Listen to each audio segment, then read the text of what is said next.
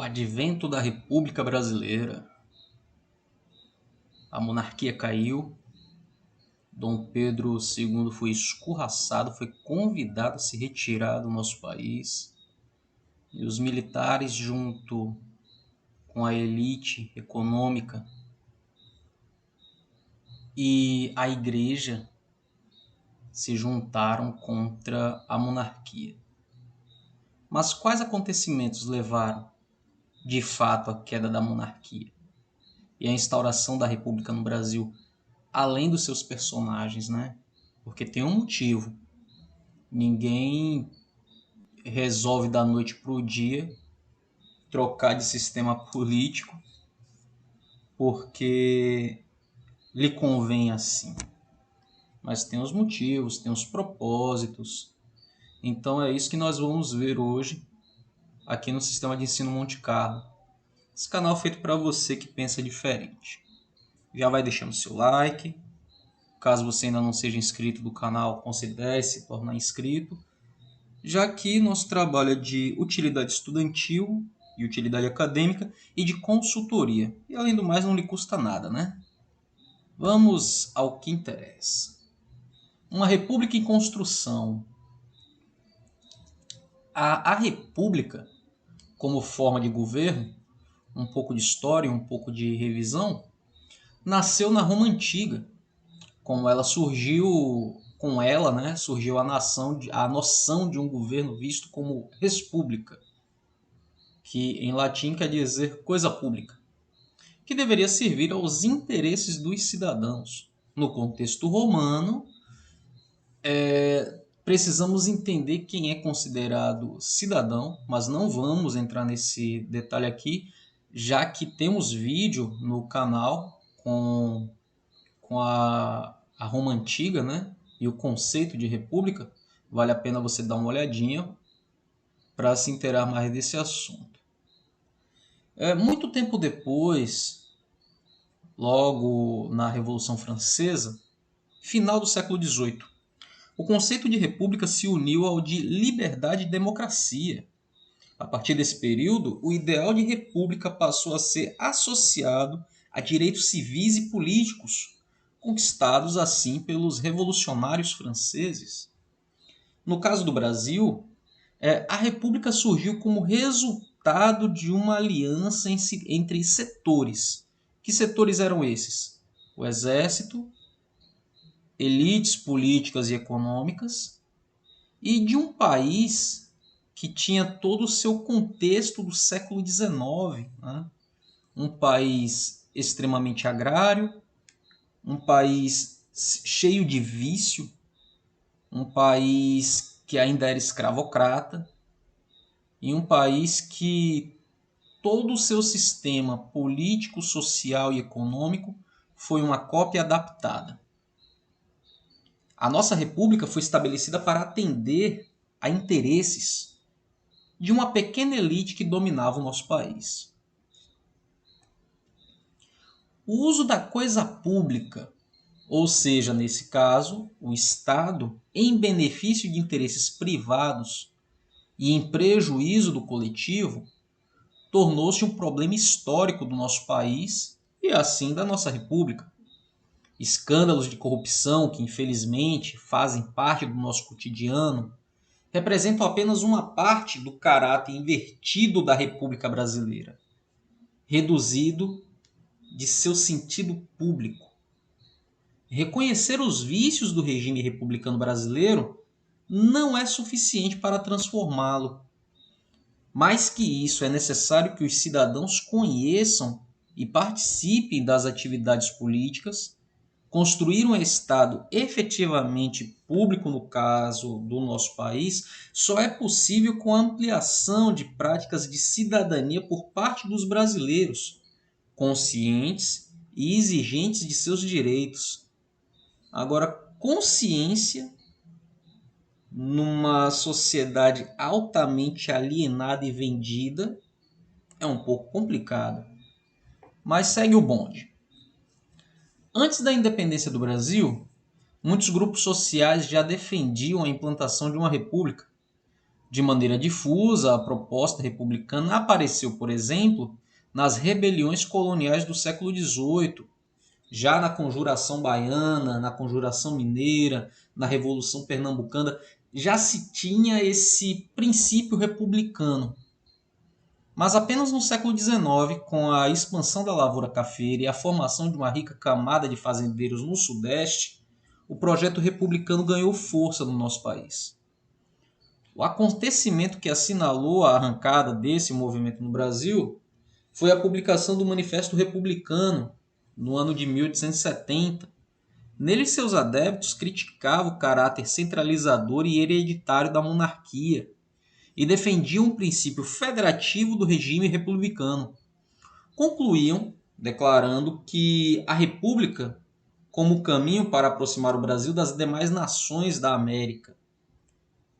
Havia grande divergência entre os republicanos, ou seja, não tinha uma unidade, não tinha um princípio único, mas cada republicano pensava numa república de uma forma diferente.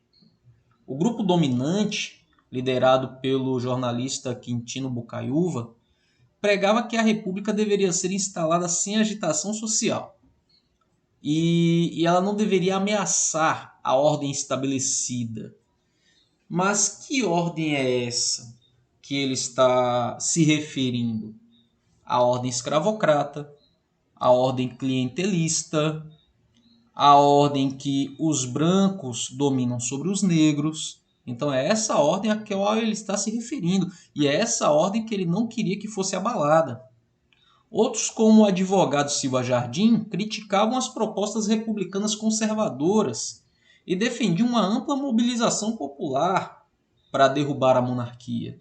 Então, uma monarquia derrubada pelo povo, pela massa popular, e não uma elite que detinha o poder econômico, o poder político, o poder militar. Segundo Silva Jardim, ele queria que o povo tivesse participação nessa república.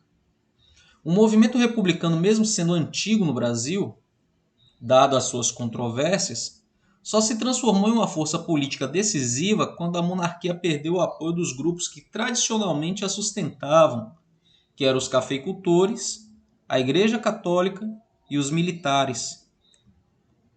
Na segunda metade do século XIX, o setor cafeiro no Brasil se dividia em dois grupos, principais e distintos.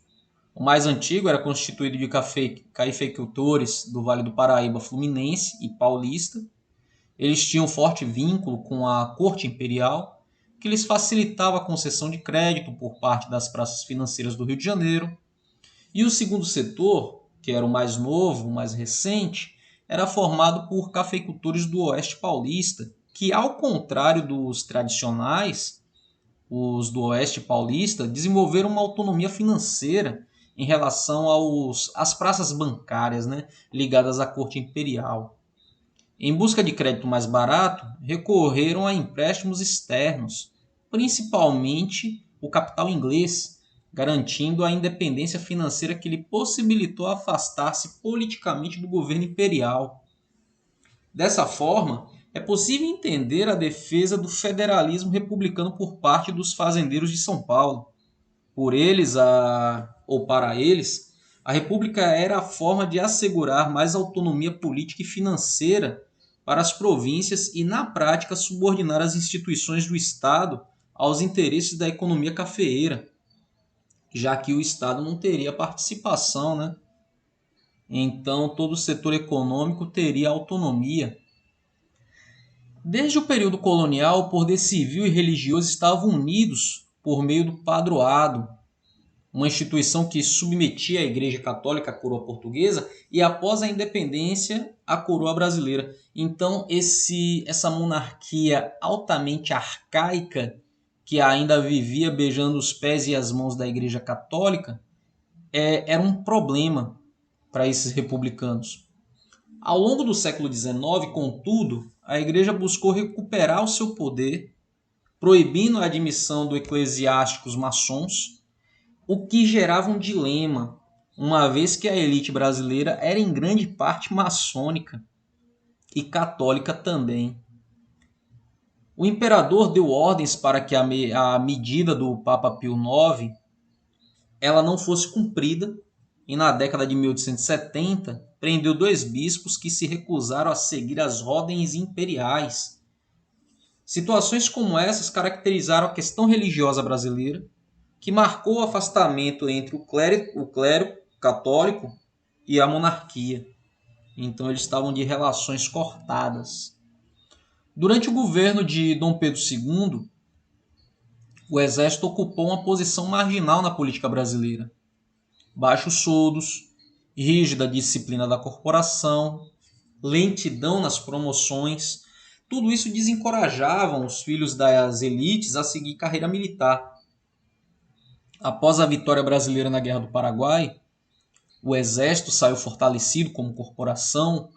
Muitos oficiais apoiados nesse prestígio passaram a expressar seu desejo de desempenhar um papel central na política brasileira. As Forças Armadas queriam participar da vida política, das decisões políticas.